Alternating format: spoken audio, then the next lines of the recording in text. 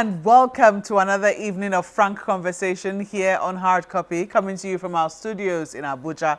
I'm Maokwe Ogun Yusuf. It's a potpourri of issues going on all at the same time, but thankfully a few of them are good developments. For instance, the safe return of the abducted boys from Kagara in Niger State and the release of their female counterparts who were stolen from the government secondary school in Jangebe in Zamfara State.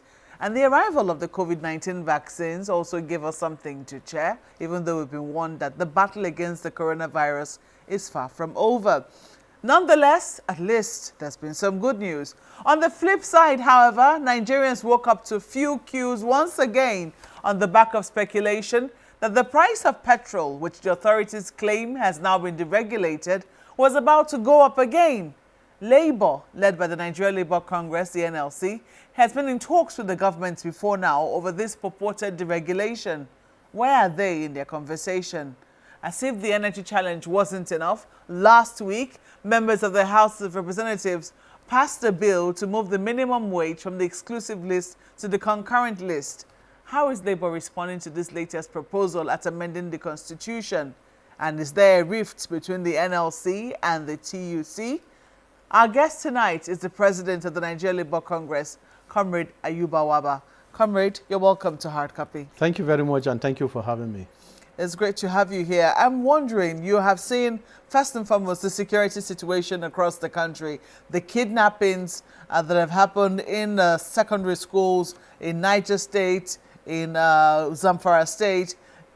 As a body, as a union, have you had any response to that?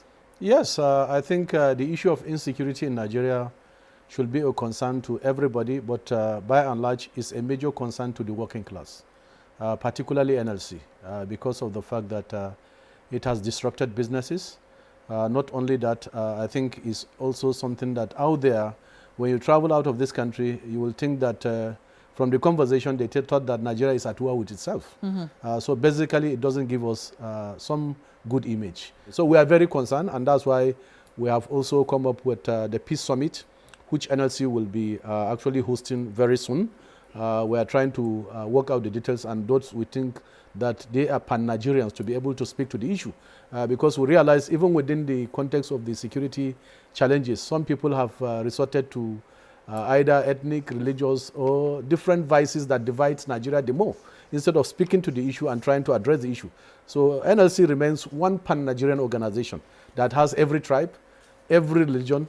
In fact, every part of Nigeria is represented in our membership.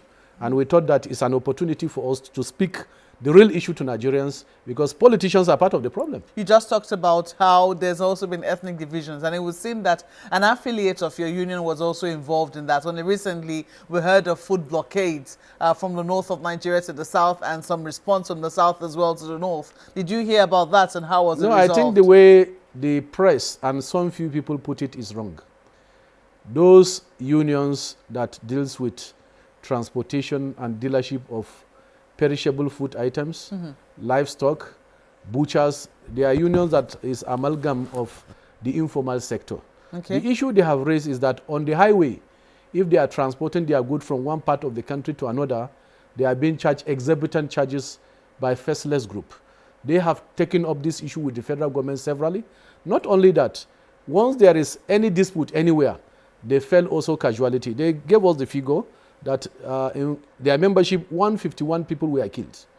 And also their goods were destroyed. And what they said is that government must find a way of addressing the insecurity and also protecting them while on the highway.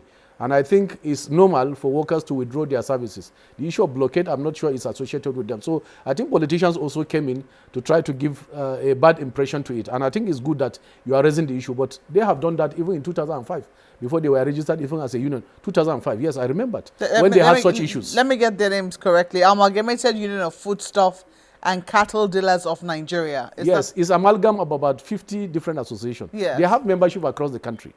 It's not only limited to the north. That is a false info. In every state, they have membership. They have people moving goods and food items from the south to the north. They have also members moving goods from this part of the country to another. What they said is, we are not going to move these goods except these issues are addressed. And all the people that are killed were not only from the north. People also from the south bringing food items were killed. Yeah. That is what they raise. Yeah. And it's not only in this. In the first episode when we had also the answers, some of their people were killed. That's the issue they raise. And I think it's a clear issue that should not be mixed with politics. It's for government to sit down with them and look at this issue and how to provide security on a highway so that people are not just killed. Do you think the timing was what made the couching look like that? I mean, I think so. I think the timing and possibly also because those information were also not being given to the public. The information was infiltrated, and therefore some elements of issues that are not there was also put into the information, because it's a pan-Nigerian organization. In that union, every section of Nigeria is also there. So when people begin to bring division, that's why I said Nigeria is divided. Anybody that will run commentary on an issue will bring division into it. And that's why we are speaking to the issue, to say that these issues are wrong. But they didn't push back. They didn't push back. Who? The amalgam of they try to do that, yeah, but you know, they are in the informal sector. Most of them are uneducated.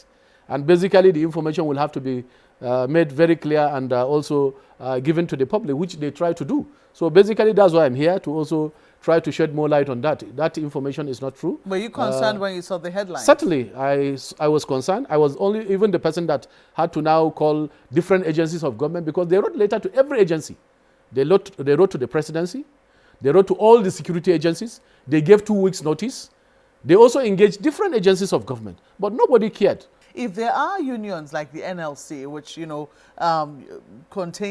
is a pan-Nigerian organization, should we have gotten to this sort of sorry pass, so to speak? Yes, we have few organizations that are actually pan-Nigerian.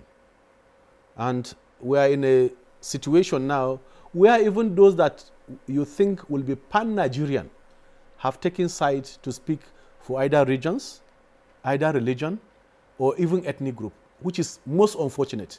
This type of approach will bring destruction. And that is why we thought that at this point in time, as I said, NLC remained a pan-Nigerian organization where you have every tribe as a worker. You have every religion. You have every ethnic group. And therefore, that is why when we take decisions, everybody will be there when we take such decisions. And that's why we thought it's important for us to come in.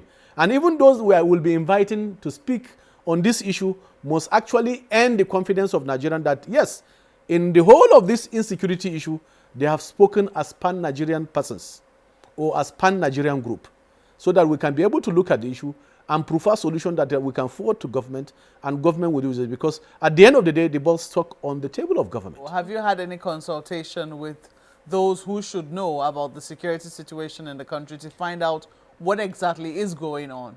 Yes, we have tried to actually share some of our concerns via very well documented information, including communiques of meeting where we take decisions, we share with all government agencies.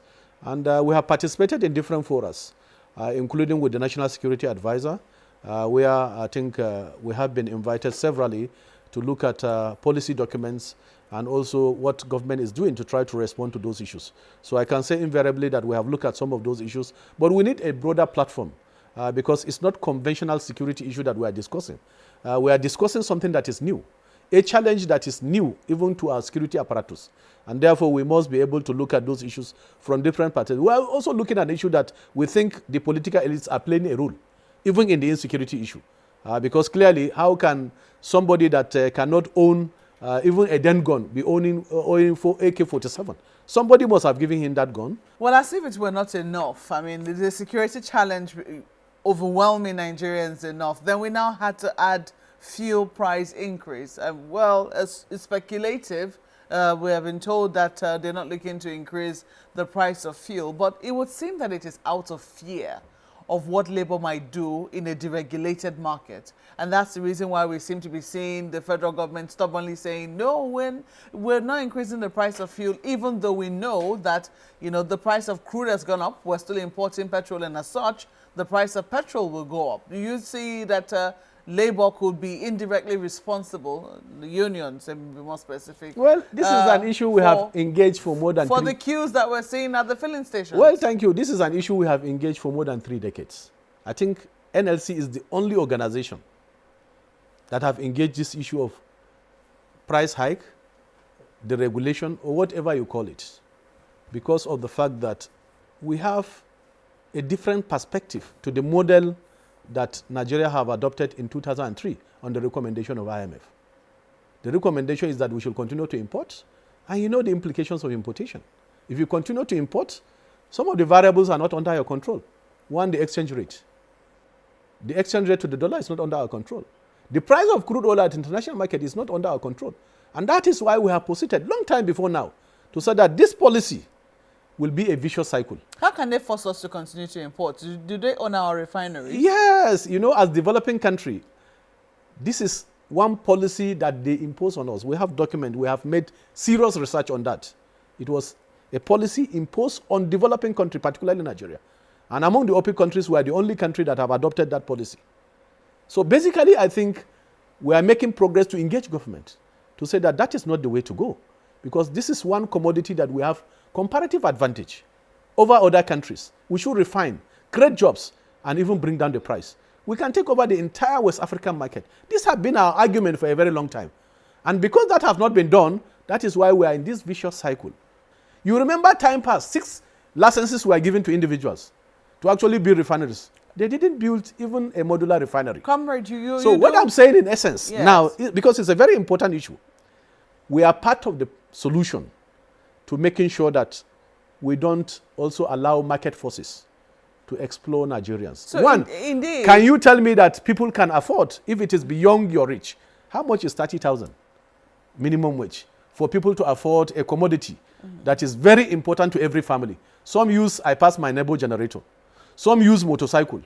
That is why when the price goes up, transportation goes up, inflation also goes up. It's such inflation. What is happening to the price currently? So what is happening to the price conversation? We have made our point to say yes. No. I mean, today at the filling stations, the queues that we're seeing. Yes, it's two issues. It's two issues. Through the back door. Yes, the fact it's that two people issues. Are buying and selling The on marketers, the black market. the truth of it is that the marketers want the price to be increased. And our position is that even at doing that, Nigeria must look at the situation we are in, the COVID, the economic challenge, and try to bring a succor to the Nigerian larger public. That is our position of NLC. Only recently, sometime late last year or thereabouts, the federal government did come up to say, we have now deregulated. Isn't the that what they regulation said? had been on the table since the time of Obasanjo. Yes, well, that's what they said. That's what the NNPC said. Yeah. There is no more subsidy on PMS. I mean, we were told that point blank. And I think at some point that conversation started. They started when the price was low. So a lot of Nigerians don't even mind because they first of all reduced the pump price of petrol. But not NLC. NLC raised a point. Just a moment. They reduced the pump price of petrol. There was no points being raised at that point. Before we knew what was happening, it went back up, and gradually it's been going up and up. But right now, because there's been a jack-up, it was same in the price of crude oil, there's been a reluctance to also effect the same jack-up in the price of petrol. And it would seem that it's as a fear of how the NLC, more specifically, would react. Thank you very much. Let me inform you that as we speak, in 159 countries, energy is still subsidized. It's authoritative. NLC have done a research. So are you I'm coming. Yes. Let me land. In the context of Nigeria, because we didn't do what we ought to do, that is why we are in this vicious cycle. Fuel price increase or hike have happened more than 18 times from Obasanjo period to now. What we are saying is that how do we protect the poor Nigerian masses from these market forces that are out to make profit? The only way we can do that, even in the current situation, is to make sure that we are refining. And that is why NLC have remained consistent. But we're not going to refine tomorrow. Or we're not going to refine. We can't refine it. In the meantime. We're not refining today. Yes, in the meantime, if we are not refining, because it's government that has failed to do what it ought to do, then the citizens also must be protected from the impact, which is monumental, on any increase that will be made. How do we address what is happening today? Yes. Today, the petrol is not available. People are spending long hours at the filling stations. From the information we receive from NNPC, yes, the product is available. It is. Marketers are holding it. So it's to enforce, the regulator must be able to enforce the law. We will also assist them. In our community, we said, we have done it in the past, to also assist them. If you are holding, and in your filling station we found out that you are supposed to operate 6 pumps and you are operating only 1, and you are holding, you should be able to be sanctioned. And if you don't sanction them, Nigerians should also be able to join NLC. And you see, part of the problem is that many Nigerians are frustrated. Even in core issues where their rights need to be asserted, they will go to sleep and say, NLC, where are you? That is good. And that is why we are taking the responsibility. We are happy.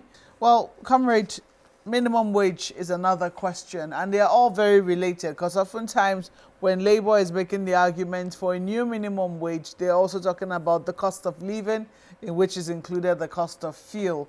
Only recently, just last week, on the floor of the House of Representatives, we heard that the minimum wage question had been taken through second reading. They want to move it to the concurrent list from the exclusive list, which is supposed to be the question of a constitution amendment. And we're wondering, you know, how Labour is reacting to this. You have been at it for a while, but it looks like, you know, the matter still just hasn't left the plate. Well, thank you very much. The issue of the minimum wage is very core to Labour and also of interest to every worker. The concept of the minimum wage as posited by the International Labour Organization is the minimum wage is an amount of remuneration paid to a wage earner in a particular situation after performing his work. That can be weekly, that can be daily, that can be hourly. And that concept is to protect workers from exploitation and slave wages. As I speak to you, 90% of the countries that made up the ILO have national minimum wage. It's backed by two international conventions, Convention 26 of the International Labour Organization and Convention 131 of the International Organization. Nigeria adopted Convention 26 as far back as 1961 under a democratic government. And therefore, the minimum wage was enshrined in our constitution as far back as also 1981 under President Shehu Shagari. So we are at lost. Once you remove it, that is no longer a minimum wage. It's no longer a national minimum wage. National minimum wage is a national benchmark. You can pay higher, but you can't pay lower. In the case of United Kingdom, they adopted the minimum wage in 1909. And the US adopted a minimum wage in 1938. As we speak, President Biden is reviewing the national minimum wage. Yeah, but from $10 per hour, I'm coming, from $10 per hour to $15 per hour. In the context of Nigeria today, once we fix the national minimum wage, every state goes and negotiates the consequential adjustment. So we have 36 different salary structure. What is constant is the BRS minimum. You cannot pay below 30. What they wanted to do now is to go and pay below the 30,000 or below the national benchmark, which is not acceptable under the ILO convention. And that is what I said is a global standard in the remuneration of our political office holders today, from councillor to the highest office in the land. They actually receive the same salary. Councillors, everywhere they are, through the Revenue Mobilization and Fiscal Commission. This is a Nigerian standard. But we have a global standard that said, no, countries must protect their workers. If governors fix for their state employees, which is even not accepted, who fix for the informal sector in those states? That's the principle of the national minimum wage. It affects everybody. This is not to make a case for them. This is what they are making as their case. As one, they cannot pay. A number of states, a number of states are still struggling to pay the national minimum wage.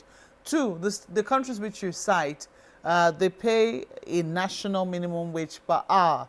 Do you think that we shoot ourselves in the foot when we do not pay, when we are not negotiating? No, based on by that? the ILO convention, you can set your minimum wage per hour, you can set it per day, you can set it weekly, and you can set it monthly. That is why Nigeria chose the issue of monthly. It was negotiated. It was not imposed on us. Under Shehu Shagari, Hassan Somono led the negotiation. We agree on a monthly wage system. That is what we operate here. And that is how we agreed on that. And that is why it's put into the constitution to insulate it from abuse. It's to insulate it from abuse. Once you remove it to the concurrent, it will be abused. And then are we saying that Nigerian workers are less important than workers in 90% of the countries of the world? What about political, if it's about ability to pay? Why are they earning the same salary structure? Even in states where they don't have resources. Councillors are receiving the same salary. Members of the State House Assembly are receiving the same salary across board. Yeah, same with National Assembly members, same with governors. You talked about has ability to pay come in? What about the humongous security vote? Are we not supposed to look at this issue? Once you set the minimum wage, even those in the informal sector, let me give you an example of a carpenter. Before we set the minimum wage, possibly to hire a carpenter per day, maybe 1,500. Now it's 3,000 naira. That's how it works. And he negotiates with you before he starts the work. That is how it works. That is the principle. The principle is that you cannot just pay a worker what you want. You need to negotiate with him. And that is what principle we have adopted. So what we are saying is that we must have that standard in place. It's the responsibility of the central government to adopt conventions and treaties. Nigeria have adopted this convention. It's not left to the subnationals. No.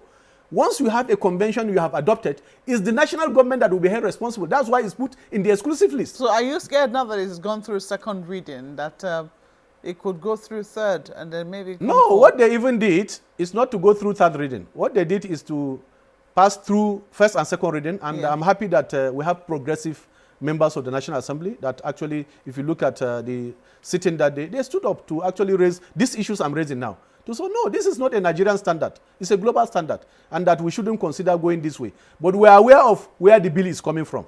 The sponsor of the bill is Dati from Sabongari Federal Constituency of Zaria.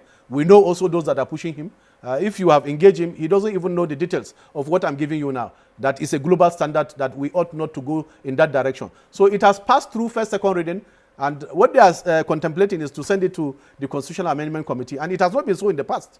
In the past, on this core worker issue, there ought to be even public hearing, where we'll be invited and they will hear our own perspective. There was no opportunity, actually, for the public hearing because it's sent to the committee. And that's why we are raising this issue to say, no, you can't also do that, shave our head in our absence without hearing from us. In the past, when all of this happened, once we present this fact, those bills were withdrawn. Are you engaging the members, the leadership of the National Assembly now? Certainly, we have already written to the Speaker because the bill was introduced in the House of Rep. We have written to him. We are writing to every member of the House. Not only that, from their constituencies, workers, teachers, all category of workers will also engage them to give them this perspective. And hopefully, they will be able to look at this issue. We have two ways. Mr. President can also refuse to assent to it because it's Nigeria as a sovereign that will be held responsible for violating Convention 26 of the International Labour Organization. It's not the subnational government. Are you willing to bet on that? Yes, certainly. That because it let eventually goes me through tell all you, the process. why do you think Shehu Shagari assented to the bill and said it should be made a constitutional issue? He understands the perspective that workers, Nigerian workers, cannot be second-class citizens to other workers when you compare to other workers of the world. That is the understanding that our lawmakers at that time had. But we know those that are pushing this bill. And therefore, we know also that... Who are the people pushing No, we know it. There are few governors. In the governors, we have those that are worker-friendly. We have those that are anti-workers. Who are the people who are anti-workers? Even to pay, you should know them by their name and their color. No, you tell me. You should know who is sponsoring this bill. Do you think any legislator can sponsor this anti-labor and anti-workers bill without the support of his state? Is that possible? The answer is obvious. You cannot do such things, which is anti-workers, anti-people. You're not willing to name any names? Again, that had been made 40 years ago. You come and just raise the bill. No, it cannot happen. You're not willing to name any names? No, you know, from the state, the governor of the state. Wait, from the state the bill is being sponsored. We are very sure that the state governor is part of the bill. That is certain. Only recently we saw it was what seemed like a rift where it was saying you were protesting at the CAC. No, it's not true. It was misinterpreted or misinformed. There was no single trade union person, official that was there. Yes, one of the affiliates of NLC and one of the affiliates of TUC had issue. And we understood ourselves. At the end of the day, before that protest ended, the General Secretary of SASGON came and embraced me and said, on workers' rights, all of us are on the same page. And thereafter, the next day, we had a meeting. But they had done a conference the day before saying that they were not expecting the NLC to come and picket. Yes, that is the misinformation. That is the misinformation that came in. But I want to assure you that a day after the picketing, we had a meeting at the NLC office where all of us met and we issued a statement to say that on workers' issue, as in the case of corporate affairs, all of us are now on the same page, that consultation need to be taken on board, and we have done that. I hope you have seen the communication. So we are on the same page on every issue. In the first instance? The consultation is that we have looked at what has happened, and we have agreed that core workers' rights were violated. Whether it affects Union A or Union B, even if the worker is not unionized, a good trade union should be able to represent the workers' interests. A management came and said they are abolishing A, they are sacking A union. That is not acceptable in law. Unions are independent organizations of workers. Only workers can dissolve a union, not a management. Well, comrade, we have to thank you so much for coming on Hard Copy tonight. Well, I thank you immensely for this opportunity. I think Nigerians are more informed now about the issue of the minimum wage. Well, that's the show tonight. We always look forward to your feedback. Please use the handles on your screen. I'm Maokwe Ogun Yusuf. Good night.